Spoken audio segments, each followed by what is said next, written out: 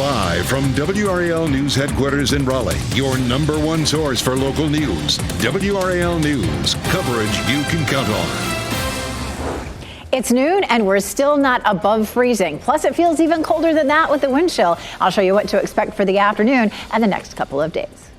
First, it was a delay in school schedules, and then dozens of bus drivers failed to show up for their shifts. Durham officials addressed what went wrong. With the Iowa caucus in the rearview mirror, the GOP candidates set their sights on New Hampshire. A look at the strategies in the race for the Republican nomination. It is one of the coldest days of winter so far. The wind chill definitely a factor headed our way this afternoon. Good afternoon to you. I'm Jeff Hogan. And I'm Renee Chu. Thanks for joining us. And even with all that sunshine out there, it is still below freezing. Elizabeth Gardner is in the WRAL Severe Weather Center with a look at how cold it will feel for the rest of the day. The wind is going to be a key to the way it feels for us the rest of the day. And it's not terribly strong. It's not, gusty like crazy out there, but it doesn't take very much wind to make it feel colder. So we're at 5 miles per hour in Southern Pines and Clinton, 7 in Goldsboro, 6 in Roxborough, and around the Triangle, 8 in Rocky Mount, 5 in South Hill. So how does that look? The temperature is on the left and the wind chill is on the right. So it feels like 25 in the Triangle right now. It feels like 27 in Southern Pines. It feels like 24 in Goldsboro, 23 in Rocky Mount, Wilson, and South Hill, and 20 in Roxborough. Said that wind chill, it's a real thing. We take a look at our wind chill forecast. It's not likely to feel like temperatures will be above freezing for the remainder of the afternoon. And as folks are coming home, that wind chill is going to start to drop into the upper 20s. We take a look at our morning lows. Boy, we were right there in the mid-teens this morning. Pittsburgh at 12, Castalia 14, Henderson 12, Clayton 16, Chapel Hill 14, Cary 15, and 19 officially at RDU. We weren't anywhere close to records. The record at RDU -1 back in 1977, and the temperature at Fayetteville 21, but the record was 6 back in 1977. In Fayetteville, it looks pretty right now, but of course we're still dealing with temperatures feeling like the 20s. It is 31, as I mentioned in the Triangle. We have a southwest wind at 6 miles per hour. Just like this morning, tomorrow morning will look very cold. 19 in Durham, 16 in Lewisburg, 16 in Clarksville, 20 in Goldsboro, 14 in Robbins, 22 Fayetteville, 20 in Raleigh, 19 in Smithfield. So very close to what we saw early this morning. After that, we should see temperatures warming up just a little bit, but another Arctic blast heads our way for the weekend. I'll show you that coming up. Protests over salary issues in Durham continue, and today it affected how students get to school. The district says about 50 bus drivers didn't come to work this morning. Some tell WRAL they're protesting the changes to pay. WRAL's Monica Casey just spoke with the superintendent of Durham schools, trying to get to the bottom of this. Monica, what do they have to say? Well, the main message here today is an apology. Superintendent Pascal Mubenga and School Board Chair Bettina Umstead are apologizing to employees about this issue and promising they are working on it. We have heard about these issues for days now. Today, some of these employees, specifically bus drivers, mechanics, and supervisors, chose not to come to work to protest, creating a major transportation headache this morning. Many employees have told WRAL they've had years of service in other places that they were getting credit for wiped out of their paycheck. The district says state years of service, which includes work at other school districts, still counts. We've spoken extensively with physical and occupational therapists about these issues. Now bus drivers, mechanics, and supervisors want their voices heard. There is a bus that breaks down, and those mechanics are the one that fixing those buses. And for example, today it was really cold. For some of those buses to start, you have to have a mechanic to make sure that they're working on those buses. Fortunately for us, we're able to work with our surrounding district. We have a couple mechanics that came and to help us today. And this morning, the school district put out a message to parents asking them to bring children to school if they were able to for morning drop-off. They say they are still working on what's going to be happening this afternoon with that. Mubenga says he is hoping employees come back to work tomorrow, and he promises the district is continuing to work on this issue. Jeff? Yeah, it's a tough situation all the way around. The kids are the ones left out in the cold. Monica Casey live in Durham for us this noon. You can find any changes to our weather pattern on WRAL.com or the WRAL News app. Download it wherever you get your apps. A Halifax County woman has been charged with murder after her 10-year-old sister was stabbed to death. 22-year-old Kenija Bradley is in the Halifax County Detention Center with no bond. WRAL's Heidi Kirk has been following the story. She joins us live from Halifax County. Heidi. Renee, you know, this is just a devastating story. We're here off of the 2000th block on Beaver Dam Road in Halifax County, where the sheriff's office responded last night to a call that a 10-year-old girl was missing. And when they arrived here, they talked to the woman's mother, who had just located her in the backyard with multiple stab wounds and unresponsive. Now Bradley, the girl's sister, is facing those charges of murder of her sister, and she's due in court on January 25th. And it's important to note that this is still an ongoing investigation. WRAL is working to track down those details for you. And in the meantime, anyone with any information is asked to step forward and contact the Halifax County Sheriff's Office. Renee. I cannot even imagine what that family is going through. Heidi Kirk reporting live from Halifax County. For the first time, over 2 million people are expected to be diagnosed with cancer over the course of the next year. Over 69,000 of them are expected to be from North Carolina. WRAL's Ken Smith joins us now with a look at the numbers that are likely to raise concern. Ken. You know, Jeff, this is data from the latest annual report released today by the American Cancer Society. The data shows overall cancer mortality is going down with 4 million fewer deaths in the U.S. This is largely because fewer people are smoking and advancements in lung cancer treatments. Now, still, more than 600,000 people are expected to die from cancer across the country during this year, 2024. North Carolinians are being diagnosed with breast, lung, prostate, and colon cancers the most. People ages 30 to 44 are also being diagnosed with HPV in North Carolina. According to America's Health Rankings, nearly 55% of people were fully vaccinated. That's the 6th worst HPV vaccination rate in the country. Seeing some other trends. In children and adolescents, overall cancer rates have finally stabilized. They had been increasing over time. This may have been due to detection. Some are actually over detection, such as thyroid cancer. But we're very pleased to see these rates actually stabilizing.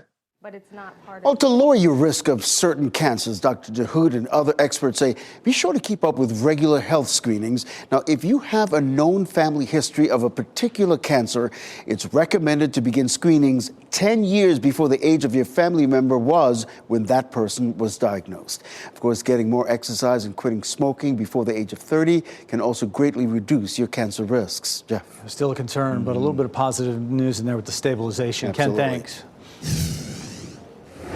And happening right now in the WRAL Live Center, following some breaking news overseas, King Charles will go into the hospital next week for treatment for an enlarged prostate. Buckingham Palace said that his condition is benign. The hospital visit is just for a corrective procedure, but his public engagements will be postponed for the next couple of weeks. All of this comes after it was revealed that his daughter-in-law, Catherine, Princess of Wales, will be in the hospital for the next 10 to 14 days following a planned abdominal surgery that she just had. Michelle, thanks.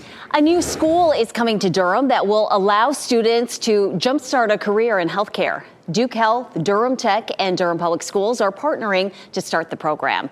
Students will have a chance to earn an associate's degree or workforce credential related to healthcare. This while also earning their high school diploma. It's an effort to put more healthcare workers in the field. The CEO of Duke Health says the state needs more healthcare workers. He says there were almost 5,000 nurse openings at Duke Health last year. As the Duke partners have said, having healthcare professionals that look like them in the workplace and then providing excellent care and service through what they do. The school will accept 100 rising ninth graders next January. Classes are set to begin in the fall of 2025. Today, Wake County public school leaders will consider changes to enrollment caps at some schools. The school system is considering removing the limits on the number of students who can enroll for Apex, Highcroft, and Mills Park elementary schools. Staff say this is possible because enrollment plan changes are providing some relief for overcrowding. The board will hear staff recommendations at their meeting today at 3 and vote on the possible change next month. The race for the White House. Republican presidential candidates are now turning their attention to New Hampshire's upcoming primary. All three candidates are campaigning in the Granite State after former President Trump's landslide victory in Iowa. Florida Governor Ron DeSantis is sharpening his message and criticizing his GOP rivals for not debating in New Hampshire. Haley is staking her campaign on a strong finish in the first primary state by courting support from more moderate voters. And Trump is urging his opponents to unite behind him. President Biden took a moment to throw a jab at the other candidates. You know, it's kind of funny. All these Republican candidates in the primary are trying to beat Donald Trump. I'm still the only person to ever beat Donald Trump. And I'm looking forward to do it again for the good of this country. Voters in New Hampshire will head to the polls next Tuesday.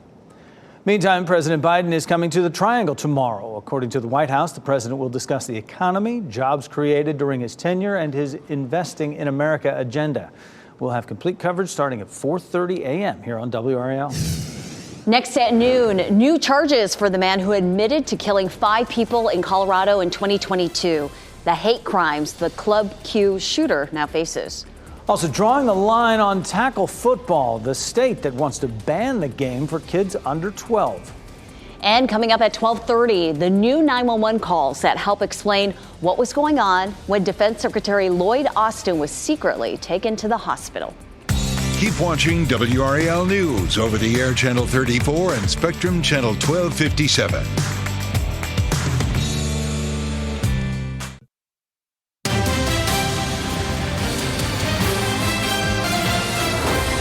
Attorneys for Donald Trump want access to White House records in a quest to argue politics in his Mar-a-Lago documents case.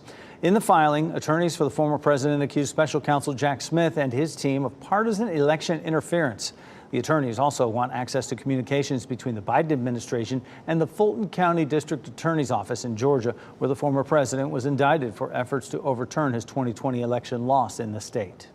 Capitol Police are investigating comments made by pro-Trump political operative Roger Stone. Last week, a news website named Mediate published an audio recording Stone allegedly had with a former New York police officer. Now, the conversation was reportedly recorded weeks prior to the 2020 election. Stone can be heard saying either Representative Eric Swalwell or Representative Jerry Nadler, quote, has to die before the election, and that, quote, it's time to do it. Both men are prominent White House Democrats. The shooter who admitted killing 5 people and injuring dozens of others at a nightclub in Colorado now faces dozens of federal charges. Anderson Aldrich is charged with 50 federal hate crimes and 24 firearm violations. The gun charges alone can carry a maximum penalty of death. Aldrich, who identifies as non-binary and uses they and them pronouns, pleaded guilty last June to state charges of murder and attempted murder in the 2022 shooting at Club Q. Aldrich also pleaded no contest to state charges for hate crimes under the plea agreement. A report released today says anonymous reporting systems appear to be working to prevent school shootings and suicides. Researchers from the violence prevention group Sandy Hook Promise reviewed tips submitted from 2019 to 2023 in one southeastern state. The anonymous reporting system during that time period enabled more than 1,000 confirmed mental health interventions.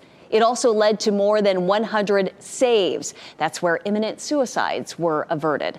The system also prevented dozens of acts of school violence and averted 6 confirmed planned school attacks. An American man is in custody for reportedly biting a flight attendant on a flight from Japan to Seattle. The incident happened yesterday, about an hour into the All Nippon Airways flight to Seattle. The pilot turned the plane around and landed in Tokyo. Police detained the man once the plane was safely on the ground. The flight attendant was treated for minor injuries. It's not the first case of alleged mid-air biting. In 2022, 2 passengers were given hefty fines for hitting and biting crew and other passengers on separate flights with U.S. carriers. An American Airlines passenger was fined more than $1,000, and a Delta Airlines passenger was ordered to pay more than $77,000 in fines. Those were the 2 largest penalties ever levied by the Federal Aviation Administration against individual passengers for acting out on an aircraft.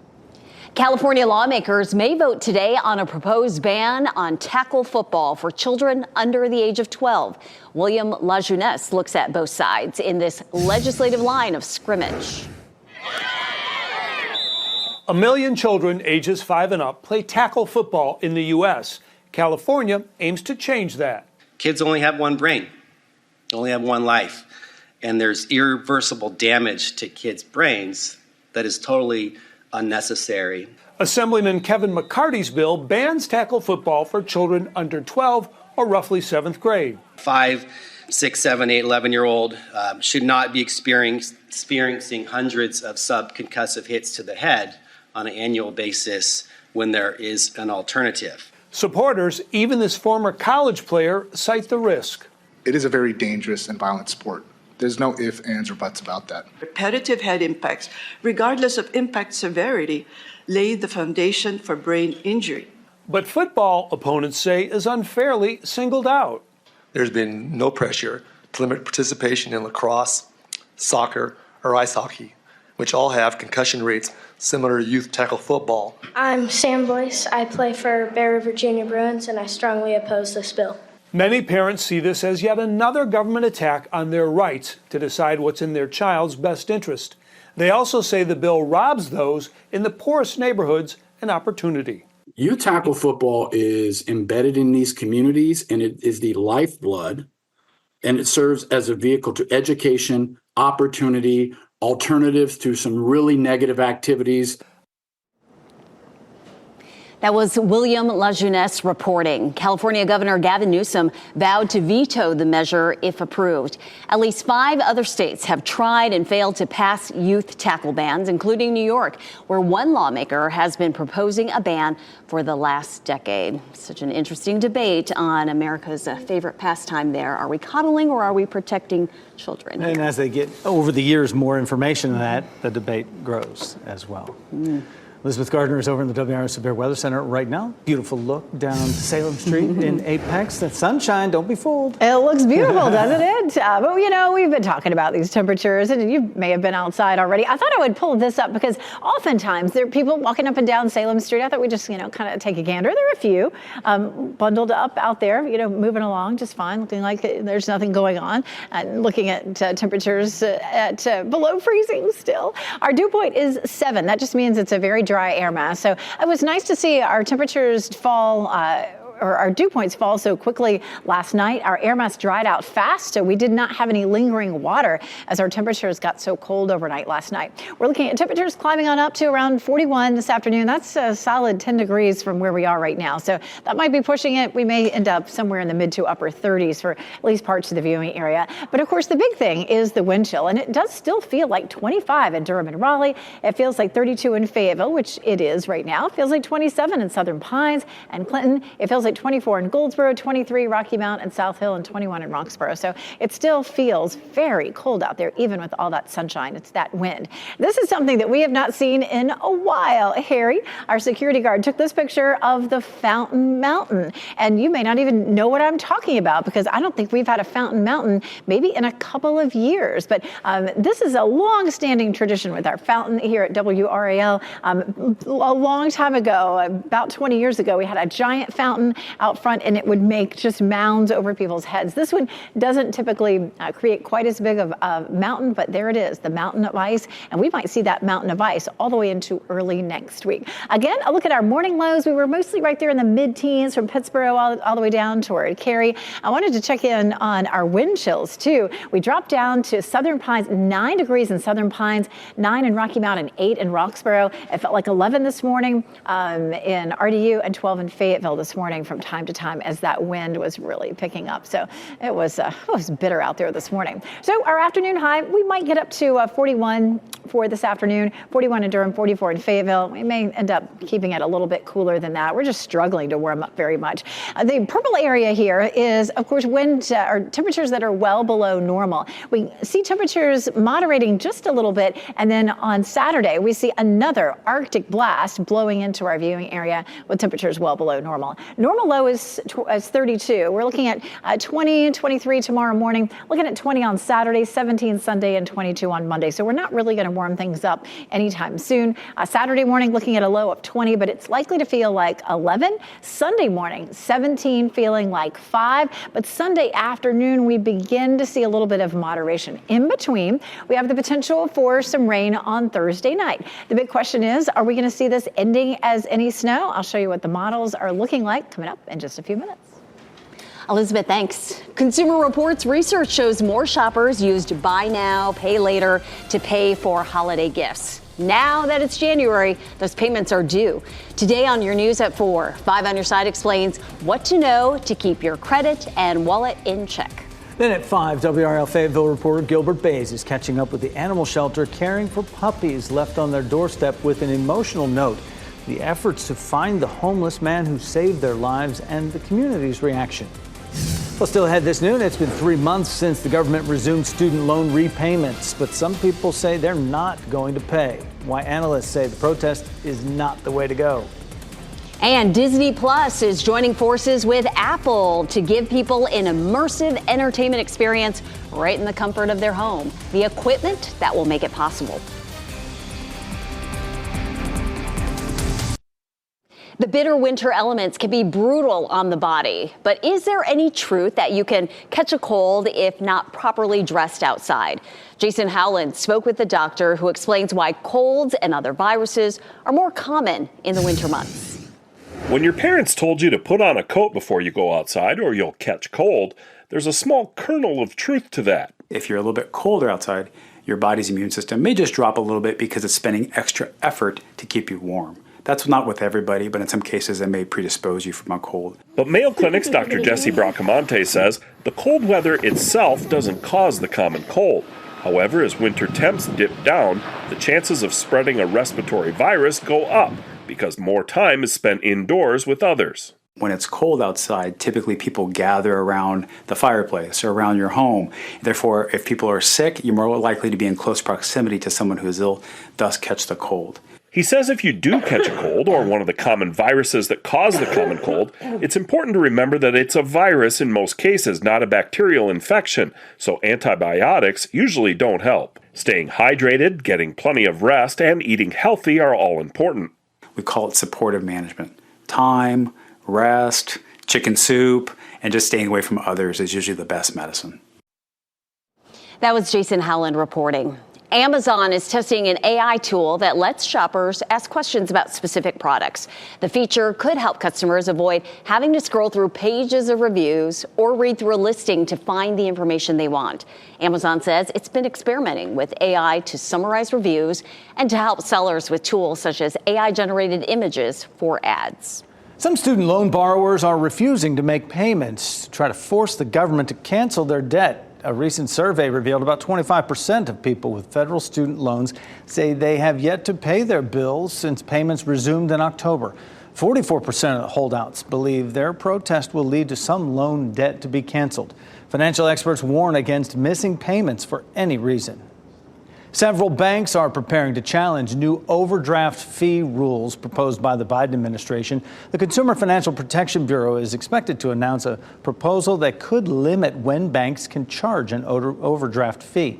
The Bureau reports major banks rack up about $8 billion in overdraft fees each year. Many small banks rely on overdraft fees to remain profitable. A bank rate survey from last year shows 91% of accounts were charged an overdraft fee. An Arctic blast is plunging the country into a deep freeze. Winter News continues how people across the U.S. are dealing with snowy and, in some cases, single-digit temperatures. Also, hear the 911 emergency call to the residence of Defense Secretary Lloyd Austin. Why it's raising new questions about the handling of Austin's recent hospital stay. And hear your winning NC Education lottery numbers on your screen right now.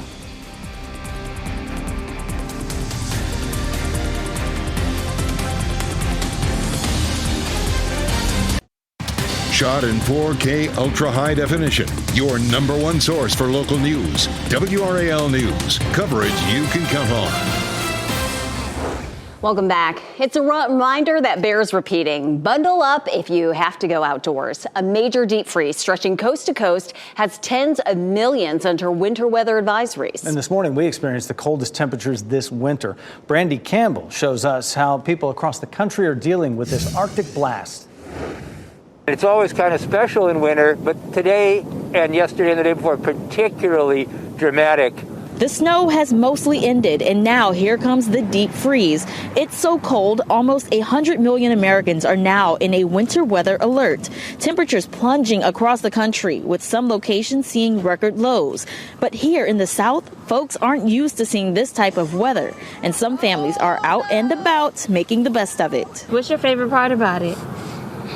Going fast. So we just have some good fun and fun time. These are memories we would cherish for a lifetime, and we're glad, like I said, to get some snow in Arkansas. One of the big issues, all that accumulated snowfall is now turning to ice in this bitter cold. Nashville alone saw nearly 8 inches this week. Much of that is freezing over, making travel a nightmare on the roads. We can't really move our cars. We have pretty nice SUVs. We're both from the Northeast, and even that, the roads are it's just pure ice. It's a similar story up north, but cities like New York and Philadelphia have gone more than 2 years without any significant snowfall. And while the grown-ups work to clear out the ice, some kids are taking advantage of the snow despite the deep freeze. My daughter's 4. She doesn't remember the snow, so this is her first time actually checking it out. So this is cool.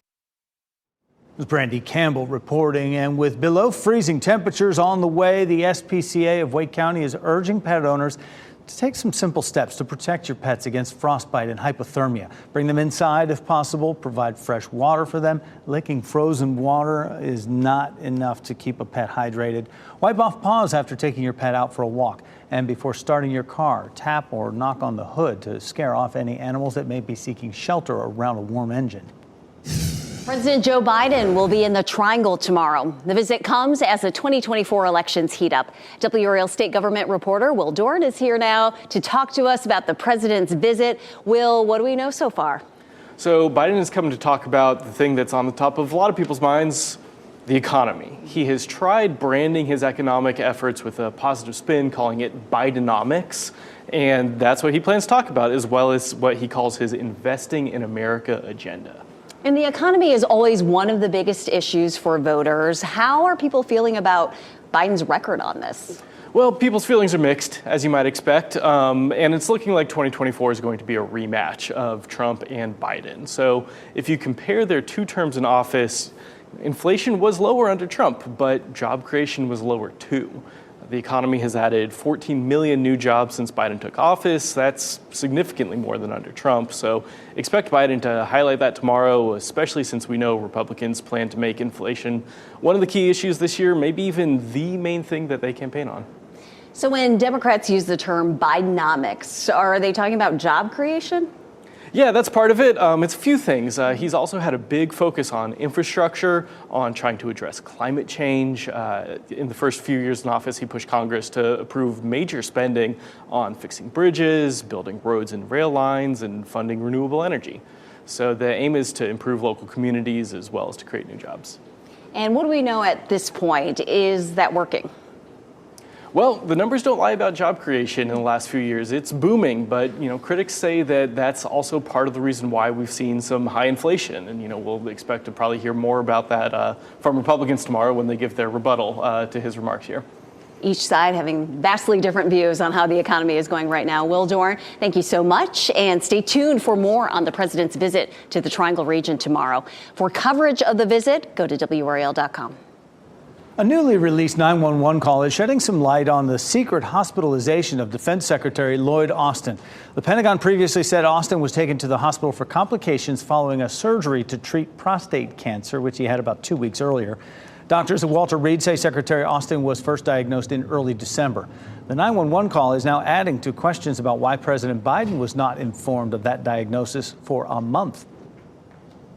Can I ask, can the ambulance not show up with lights and sirens? We're trying to remain a little subtle. Yeah, I understand. Usually when they turn into a residential neighborhood, they'll turn them off. Austin says he could have done a better job ensuring the public was appropriately informed. The president says he still has full confidence in him. Indianapolis Colts say owner Jim Irsay is being treated for a respiratory illness after he was found unresponsive by police in December. According to a police report, officers were called after someone found Irsay unconscious on a bathroom floor with a blue skin tone. He was given a dose of Narcan, which is commonly used to revive people in opiate overdose situations. In November, Irsay told a reporter that he had been to rehab at least 15 times. The Princess of Wales is recovering in the hospital after a planned abdominal surgery. Kensington Palace officials say the operation on Tuesday was successful and that Kate will remain in the hospital for 10 to 14 days.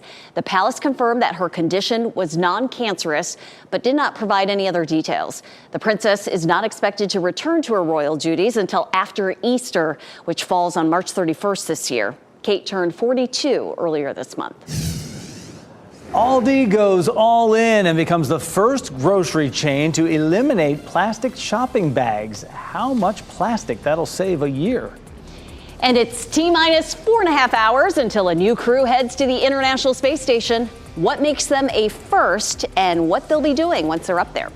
If you see news happening or you'd like to share a story idea with us, click Report It in the WRAL News app.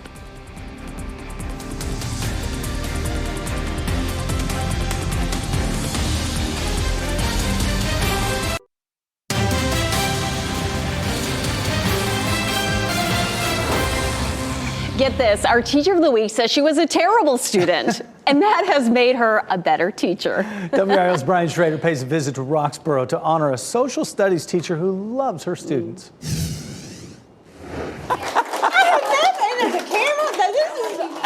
This is your big day. You can tell that Jennifer Carter at Roxborough Community School truly was surprised. And when I asked her why she became a teacher, the answer was simple. I'm going to cry. I've always been drawn to children. I feel I have a faith, and I just feel like it's God's calling on my life to just speak to children. The almost life-size animals. Carter loves her 6th grade social studies students. She believes in giving them a place to be themselves, especially since COVID disrupted their lives. I'm not just worried about what they learn, but I'm worried about their heart. I'm worried about their social emotional learning. I want them to be able to communicate, how they're feeling with someone. A student nominated Carter for WRAL's Teacher of the Week, and that recognition means a lot to her. I feel just honored. Just incredibly honored and thankful, humbled. I work in a building with amazing educators, and to be able to be here in this space and to be able to teach the students that I do, I'm just incredibly honored. How about a round of applause for Miss Carter here? Congratulations to Jennifer Carter, WRAL's Teacher of the Week. I'm Brian Schrader, WRAL News. Love how real it is. If you'd like to nominate a teacher, go to WRAL.com and enter Teacher of the Week in the search box. A man recalls the moment he fell from a moving RV on a California freeway. My survival is a miracle. It truly is. There's no ifs, ands, and buts about it. Yeah, that's an understatement. Hear what he says caused the accident and reaction from an eyewitness. Plus, another SpaceX rocket is expected to lift off today from Kennedy Space Center. Why this mission to the International Space Station could make history.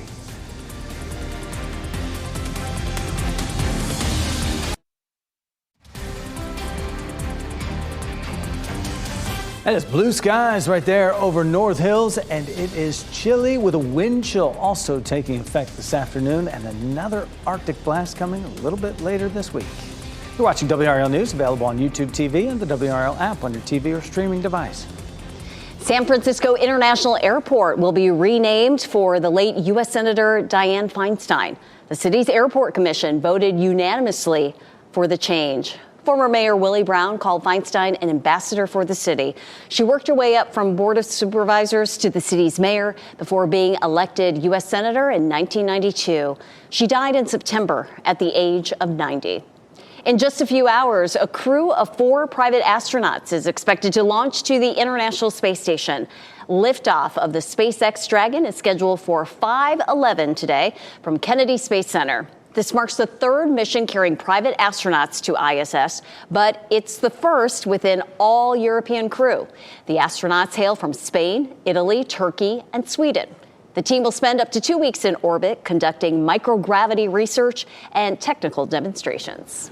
Pretty stunned drivers say a man is lucky to be alive after he fell out of a moving RV on a California freeway. The moment was captured on a passing car's dash cam. A witness says he saw the RV crash into and then slide along the center divider of the freeway. And then you see the man fly out of the vehicle across the median onto the shoulder. A witness ran back to try to help that man. I just gotten up to go use the restroom, and that's the same, at that moment, my wife fell asleep. So I tried to grab the wheel to get her straight, but by that time, impact had already happened. He was actually more conscious than I thought he was going to be. Like, his biggest concern was, how's my wife? I was like, you're the one that just kind of flew out of a vehicle, and he was more concerned about her. That man is recovering from several broken bones as well as burns on 60% of his body, but he says he remains in good spirits. Recovering from all that will be a challenge, but he lived to tell the story, and he was so concerned about his wife. Yeah, I know. So sweet. We say it a lot, lucky to be alive, but that's true. Is like the dictionary definition of that. Meteorologist Elizabeth Gardner is here now with beautiful blue skies out there. Such a beautiful vision. Then you walk outside and you get hit with the cold. Yeah, just bundle up, put everything you got on, and, we got to go with it. It's going to be with us for a little while, for sure. We take a live look at Roxborough. Roxborough, of course, we call the snow capital of our viewing area, and the cold capital, too. It's a little breezy there. The flag is moving. It looks gorgeous with all that sunshine. It's a very, very dry start out there. And I figure, we can't see enough of this map. This is the temperature on the left and the wind chill on the right. So it feels like 21 in Roxborough. It's 28 there and in South Hill. It is 32 in Southern Pines, but it feels like 27. Our wind is out of the west at about 5 to 10 miles per hour right now. We're looking at 24 in Goldsboro, 23 Rocky Mount. It feels like 32 in Fayetteville, which is the current temperature. So it's been very slow to warm up for the most part, at least up above. We're seeing winds coming out of the northwest, bringing that chilly air in. This high pressure system will slide eastward. It'll try to push a little slightly warmer air in for the next couple of days. And then we see another Arctic blast that arrives. But in between those two really cold air masses, we see this system that's producing a little bit of snow out west move into our area. This, at this point, is really looking like a Thursday night event. This is going to be Thursday at 5 o'clock. We'll see increasing clouds tomorrow. We have a little bit of rain that starts to work in between 7 and 8 o'clock or so. And then by 9 o'clock, it just zips right on out. You can see a little bit more of that way up to our north, and early in the morning in the wee hours. This version of Futurecast, which is our high resolution model, shows a little bit of patchy rain, but nothing frozen. We've got the colors turned on. If it was going to be frozen, we'd see a little blue like that or some pink. So our high resolution model is having nothing to do with anything frozen on Thursday night. But take a look at this version of Futurecast. This is the American model. This one for the last 6 or 7 days keeps saying, yeah, this may end as a little bit of snow. So for snow lovers, here it is. This is 9 p.m. on Thursday. We'll pause it there at 1 a.m. on Friday, right there in Roxborough. We're taking a look at Roxborough. A tiny, quick little blip of blue for about an hour, and then it starts to pull away. So the potential for any of this to change over to snow is minimal. There is barely any chance that any of that would accumulate, even though it is really cold. And the mountains have a much better chance. Take a look at our snow potential. This is the American model that I was just showing you. You see a look at the accumulation potential. It's pretty much nothing for our viewing area. But back into the mountains, it looks like maybe 1 to 3 inches, especially in some of those higher elevations. And the European model, same story. European model, interestingly enough, up near the Virginia line shows, a teeny tiny itty bitty bit of a dusting. So I'm showing you that. My official forecast is none of that's going to happen, but there are a few hints of it in the model. So if we do see a flurry or two overnight, if you happen to be up between 1 and 3 a.m. on Thursday night, Friday morning, you might see it, but it's not going to be a thing for us, unfortunately. We do have that next Arctic blast that comes in for the weekend. So Saturday morning, the wind chill 11 and Sunday 5. So that Arctic blast is going to be with us. Highs remain in the 30s Saturday and Sunday. And Tuesday is the only day of the next 7 that our highs will be in the 50s. And it's happening right now in the WRAL Life Center. New numbers just in for COVID, flu, and RSV, all down slightly. You can see by this map here. But we just got the latest numbers. 146 people have died from the flu this year. The information shows there were 24 newly confirmed flu deaths last week. They were all adults. COVID hospitalizations, they have held steady with about 899 people, 3 more people than last week. Flu hospitalizations, though, they are down 33%, with 504 people across the state. Michelle, thanks. When life gives you lemons, you make lemonade. So when you're hit by a winter snowstorm, you make snow angels. Video of one critter taking delight after a blizzard when we return. Also, look at your Mega Millions winning lottery numbers.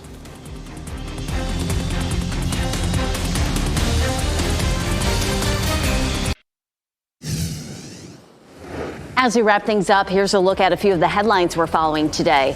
Protests over salary issues in Durham continue today, impacting how students get to school. The school system says about 50 bus drivers did not show up for work this morning. Both Superintendent Pascal Mubenga and School Board Chair Bettina Umstead apologized to employees about the pay issue. Halifax County woman has been charged with murder after her 10-year-old sister was found stabbed to death. It happened off Beaver Dam Road, just outside of Enfield. Kenesha Bradley is now facing charges for her sister's murder, and her first court appearance is scheduled for January 25th. Today, Wake County public school leaders will consider changes to enrollment caps at certain schools. The school system is considering removing the limits on the number of students who can enroll for Apex, Highcroft, and Mills Park elementary schools. The board meets today at 3 and will vote on the possible change next month. Aldi is the first major grocery store in the U.S. to ditch plastic shopping bags. The German-based grocery retailer says it is removing plastic bags in all of its 2,300 stores across the U.S. The move is projected to save almost 9 million pounds of plastic from entering circulation each year. That's equivalent to 20 Lady Liberty statues. Customers will have to bring their own reusable bags or purchase one at the store. Disney Plus is adding a new dimension for its viewers. The Disney streaming platform will be available on Apple's Vision Pro headset when it goes on sale. Subscribers will get to watch select content in 3D and can choose Disney-themed screening environments for their background.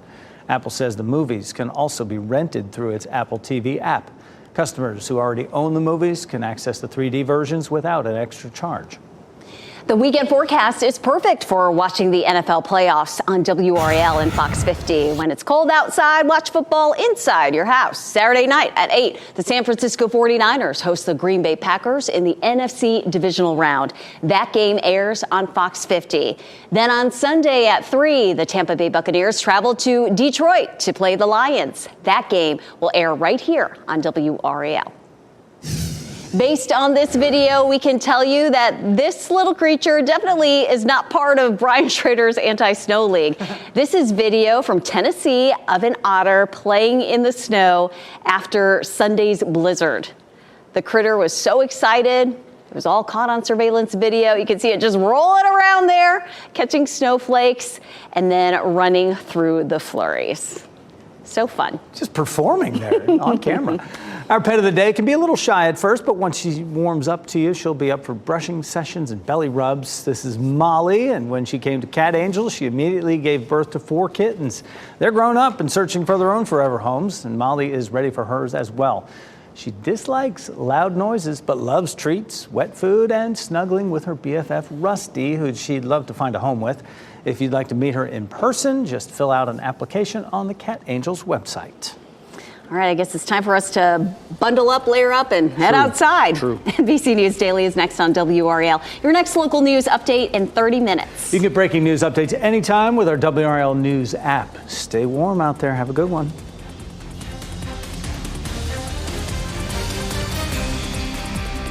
Keep watching WRAL News over the air Channel 34 and Spectrum Channel 1257.